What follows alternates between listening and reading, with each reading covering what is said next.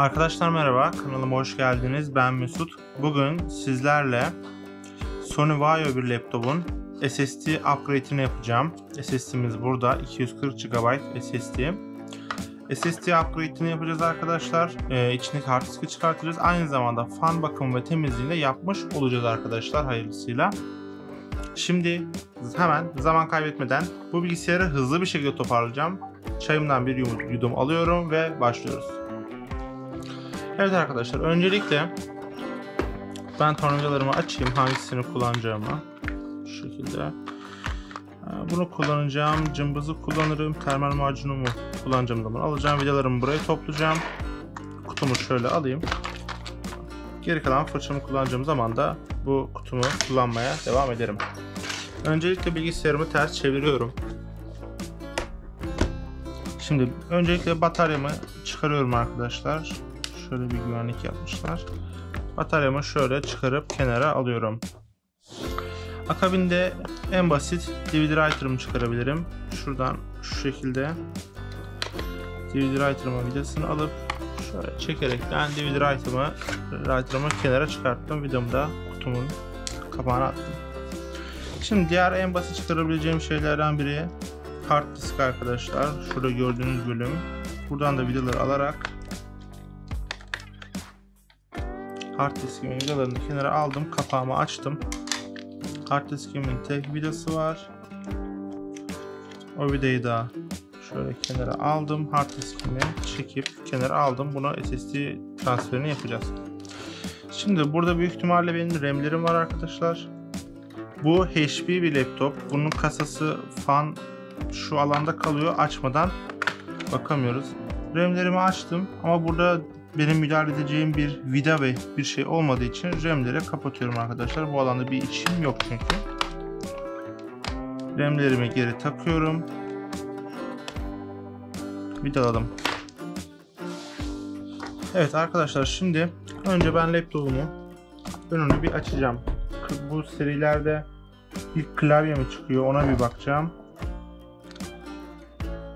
Büyük ihtimalle klavye blok olarak gelecek benden. Her laptopta klavye, kasa, sökülmeleri farklı arkadaşlar. O yüzden bu kasada da daha önce bu kasadan söktüğümü hatırlamıyorum. Belki uzun bir zaman önce sökmüşümdür. Artık göreceğiz nasıl olduğunu. Şu vidalarımı önce kenara alıyorum. Burada bu kasada gördüğüm kadarıyla vida hiyerarşisi, yani vida boyları farklı boylarda çıkıyor. O yüzden ben sağdan söktüğüm vidaları sağa, soldan söktüğüm vidaları sola, ortadakileri de ortaya olarak şu alana söktüğüm şekilde ayırıyorum ki benim sıralamam karışmasın. Çünkü ilk söktüğüm vidalar kısa, ikinci söktüğüm vidalar mesela uzun geliyor. Köşe vidaları daha kalın geliyor. Burada yanlış vida atmak istemeyiz. Ki yanlış vida atarsak kasa da patlayabilir ek olarak. Yani yanlıştan kaynaklı.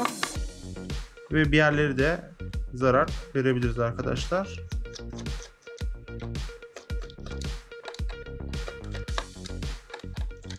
Bu videonun bende derdi var, gelmiyor. Ona sonra bakacağım. Şuradaki videoyu almıştım. Şuradakilerden sökerek devam ediyorum. Vidaların başlığı biraz ince, o yüzden bu tornavidayı aldım. Gene uzun vidalar geliyor arkadaşlar. Galiba arka kapağın vidaları, köşeler kalın, diğerleri de uzun ince olacak. Şöyle sökerek devam ediyorum. Biraz eski bir kasa. Büyük ihtimalle fan bakımı ve temizliği uzun bir zamandır yapılmadığını düşünüyorum. Bakalım, göreceğiz yani ne olduğunu. Şuradan sıradan, bu diğer vidalarımın hepsi aynı olduğu için hepsini bir yere topluyorum. Neyi nereden söktüğüme dikkat ederek bir yerden farklı bir vida çıkarsa onu hiyerarşiye göre ayırıp ayrı sınıflandıracağım. Şu an bunlar benim köşelerim uzun, diğerlerim kısa. Diğerlerim ince uzun, pardon. Evet, sökerek diğer vidalara devam ediyorum. Artık yeni nesil bilgisayarlarda kasalar hepsi neredeyse aynı vida olarak gidiyor arkadaşlar. Şu vidayı alamamıştım. Gelmiyor. Diğer tornavidayla en azından çekmeyi deneyim mıknatısıyla.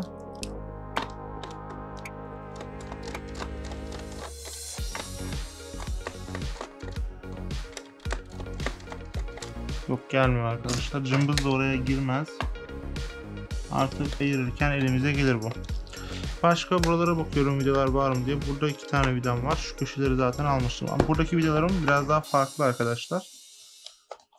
Gördüğünüz üzere daha böyle ufak ince vida. Bunları da şu şekilde ayrı bir noktaya alıyorum. 2 tane de batarya tarafından vida çıkmış oldu. Bir de arkadaşlar bilgisayar söküyorsanız, bir tane daha burada var. Bilgisayar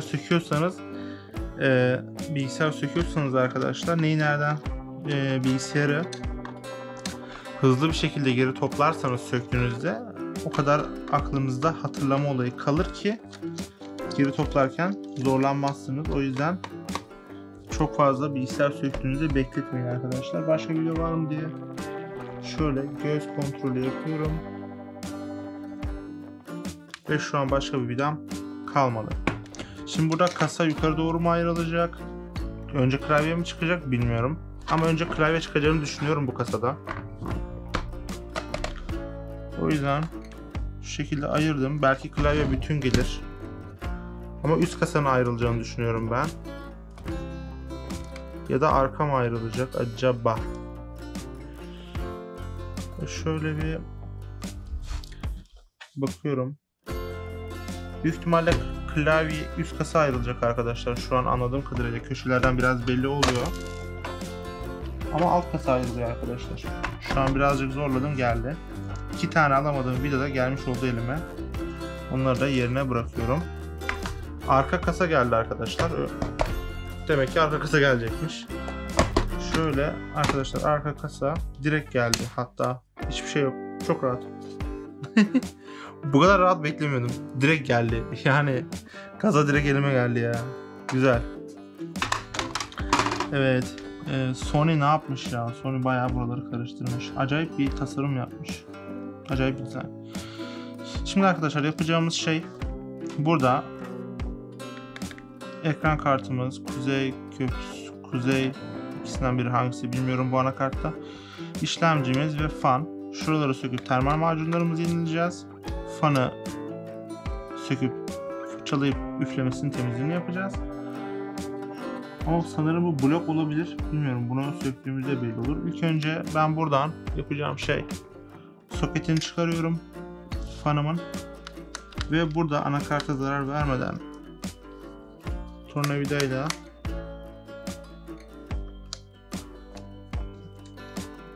sökerek, hangi vidaların geldi, bazı vidalar gelmeyebilir, yaylı gibi geldi bana şu an.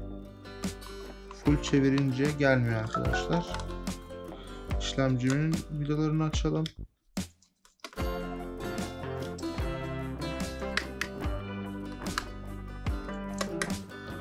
Evet, şimdi ben buradan şu şekilde fanımı tuttum. Şöyle oynatarak aldım arkadaşlar. Çok aşırı kirli değilmiş ama fırçalayıp üflesek fena olmaz. Şimdi arkadaşlar burada baktığım zaman bir tane termal pedim var, buraya oturuyor. Buraya termal macun sürmeyeceğim. İşlemci ve Nvidia diyor arkadaşlar. İşlemci ve Nvidia'ymış ekran kartı. İşlemci ve Nvidia termal macunları tamamen kurumuş arkadaşlar. Termal macunları yenileyeceğim. Buraları temizleyeceğim. Fanını temizleyeceğim. Geri takacağım. Anakartımı çok fazla temas etmeden ekran kartımın termal macununu siliyorum. Ve işlemcinin termal macununu siliyorum arkadaşlar. Üstünde ufak kalıntılar dökülsün diye şu şekilde sallıyorum. Fırçamla da termal macun kalıntıları kalmasın diye şu şekilde anakarttan ve kasadan uzaklaştırıyorum. Termal macunlar kısa devre yapmıyor arkadaşlar anakartlarda. Ama anakartın üstünde kalmaması daha sağlıklı. O yüzden bu ufak partiküller olabildiğince anakartın üzerinde kalmasın arkadaşlar. Bilgisayar zaten temiz kullanılmış, belli.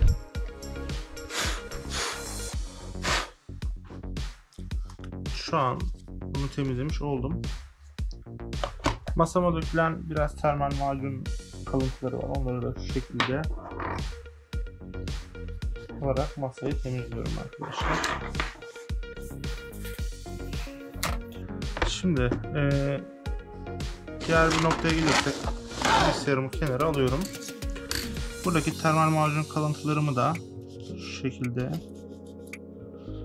temizleyerek arkadaşlar arındırmış oldum. Şöyle masama tekrar alıyorum.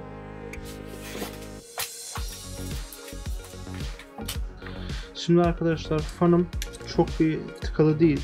Biraz hafif tıkalı. Fanımı fırçalayarak, makineyle üfleyerek tamamen bu alanın temizlenmesini sağlıyorum ve tekrar buraya geliyorum.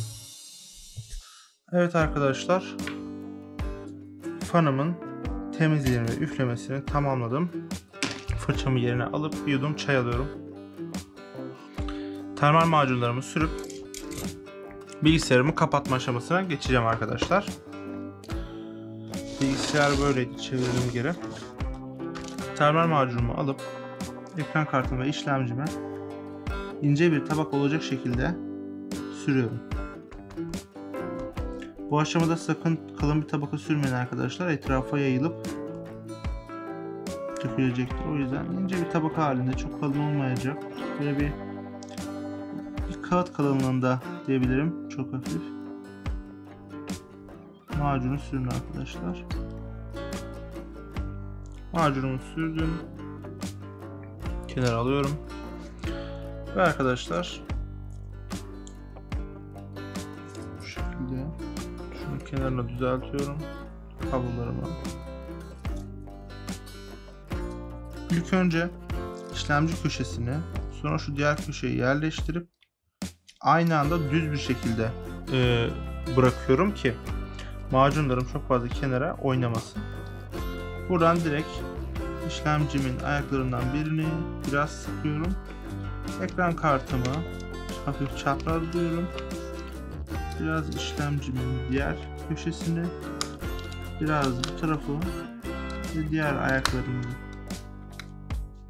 derken hepsini sıktım arkadaşlar ve sıradan tam sıkım yaparak devam ediyorum. Şu kuzey köprümüzü de, bu kuzey köprüsü, bu ekran kartı arkadaşlar. Eski bir seri olduğu için işlemci arkadaşlar gördüğünüz gibi sökülebilen bir işlemci modeli var.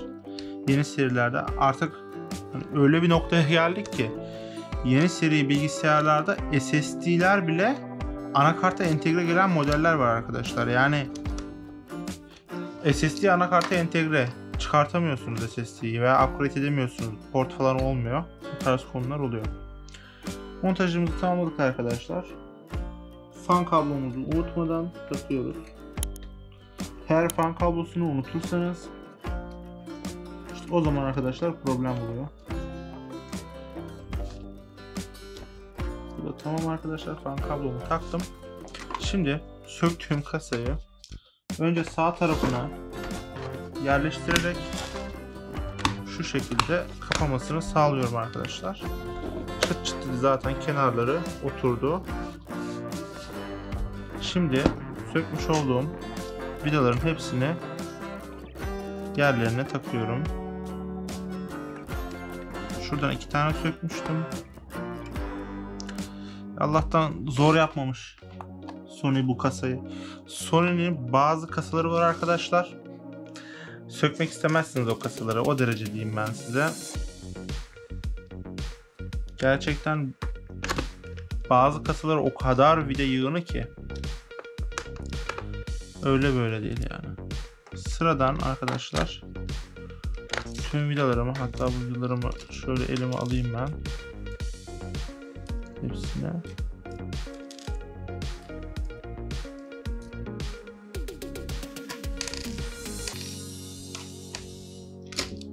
Şimdi şunu sıktım. Şunu da sıkalım. Şurada bir tane kalın vidam vardı köşede.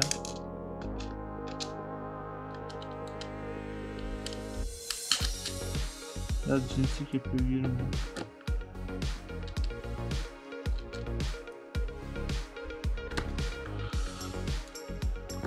Kalın vidamı da sıktım. Şimdi diğer vidalarımı sıkıyorum. Köşe vidalarım tamam. Şimdi sıradan devam ediyorum arkadaşlar. Şu sidron vidam, onu takmıyorum. Sol tarafta sanırım 2 tane, bir tane kalmış.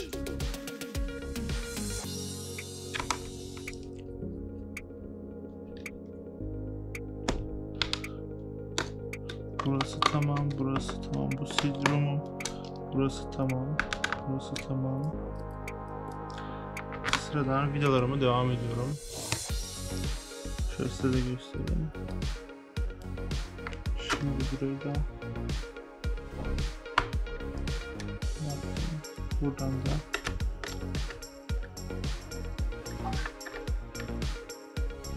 burada tamam. Sanırım 2 tane vidam kaldı. Bir tane burası ve son vidam. Bu da buranın arkadaşlar. Ufaktan tüm vidalarımı tam olarak sıktığımın kontrolünü yapıyorum arkadaşlar.